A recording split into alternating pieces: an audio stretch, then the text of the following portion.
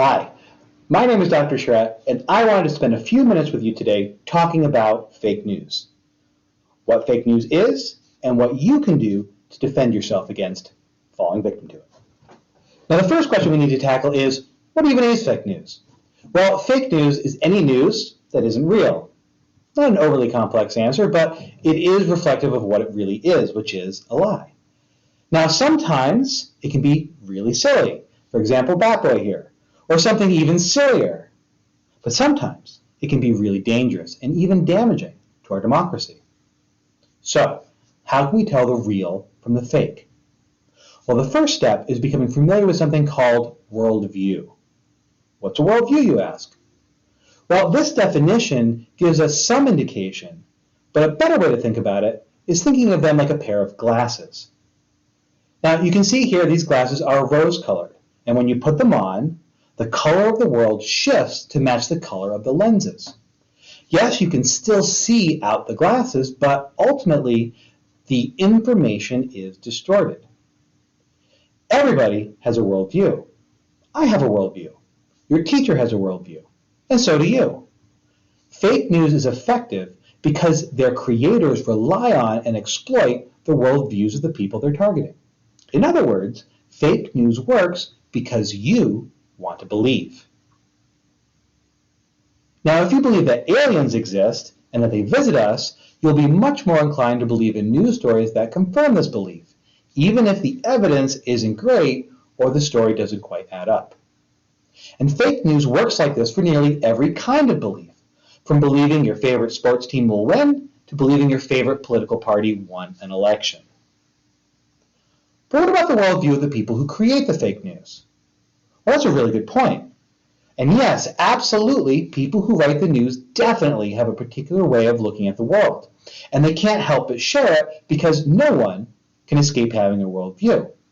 And even if they try to remain neutral, some of that bleeds through. However, there's an even more pernicious worldview at work in the generation of fake news.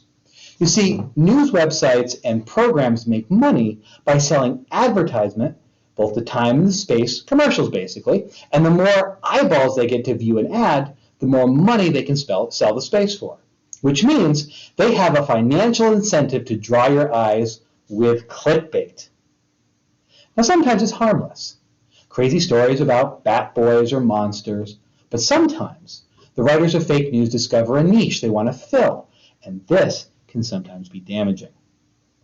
This man right here is named Alex Jones, and he runs a website called InfoWars.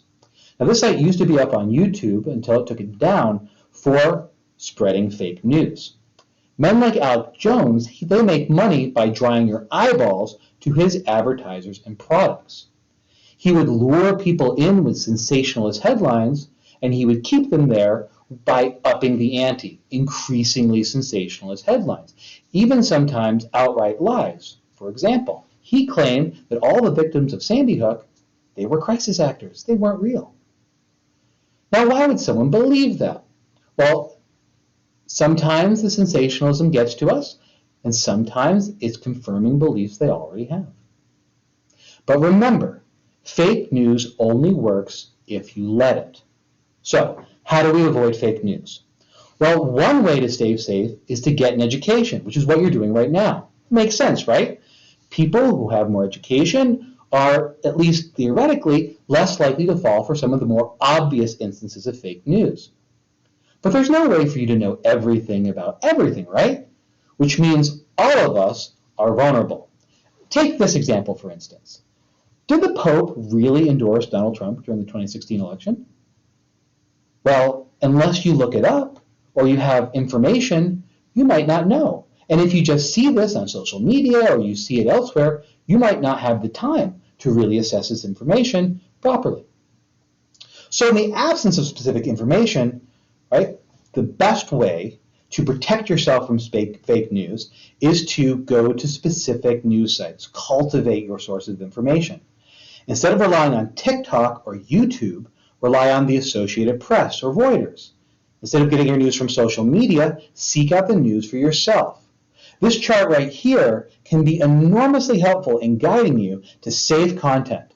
It's both vetted and deemed trustworthy.